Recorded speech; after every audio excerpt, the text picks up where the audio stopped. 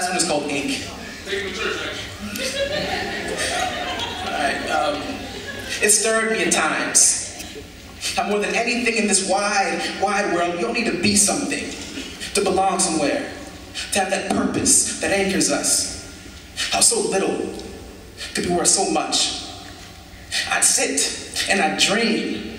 I'd sit perched on my favorite branch, in my favorite tree, atop my favorite hill. I'd wander the spaces inside myself, as if I were a world I had never seen before.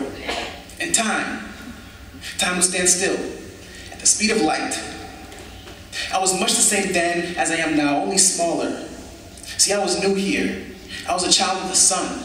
I was the unknown bard. I was the man from the ocean. My mother had been a tidal wave, my father a storm cloud. The sound of the crashing waves was my heartbeat. With every breath, I pushed and I pulled, creating spaces in this hard world and filling them with parts of myself. I was filling the world with parts of myself. I walked the moon as though on a kite string. My walking stick and my pen, they were one and the same.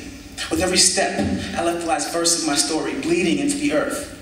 Left dewdrops of ink drawn from the deepest darkness and my darkest depths bleeding into this earth. I wandered.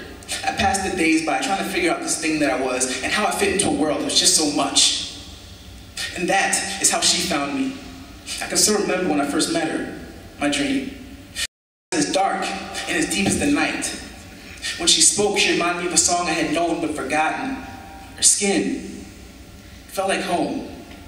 With her smile, she asked me when I left this place what I wished to see etched in my stone. I listened closely for my answer, but the sunrise startled me before I ever heard it. In my dream, she left me alone. So I wandered. For lifetimes I wandered. I wandered in search of her, walking new chapters into new pages, hoping to see her face just one more time. I thought if I poured enough of myself out into the world, that she would return to me. But I just got tired.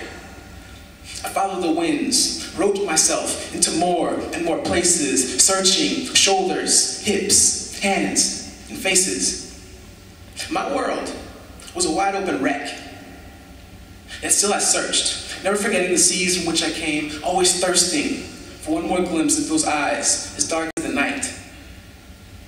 The winds carried me to the edge of my thoughts. It stared into me. I stared back. I saw in it that darkness I knew so well. Those eyes I knew so well. What I had hungered to know, I suddenly knew so well. A flame was lit. The answer brought home by the ebb and the flow of the ink in my veins. You see, there flowed ink in my veins. I could see clearly for miles by the light of the flames. In the prison of my youth, she found me, gripped me like a life vest, turned a piece of driftwood into a vessel. It was then when I came to know purpose. I drank it in until I became drunk. It awoke in me that thing that I was born to become. The words, they became full, and my story took on new meaning. My dream, she was my companion. Together we have walked on the mountains and carved poems into the clouds. And my soul was satisfied. We walked the aisles of the sanctuary of my mind. She taught me what it is to truly know myself. And my soul is satisfied. I stopped hearing the waves some time ago, but I don't care. I've been dancing with my dream ever since. Thank you.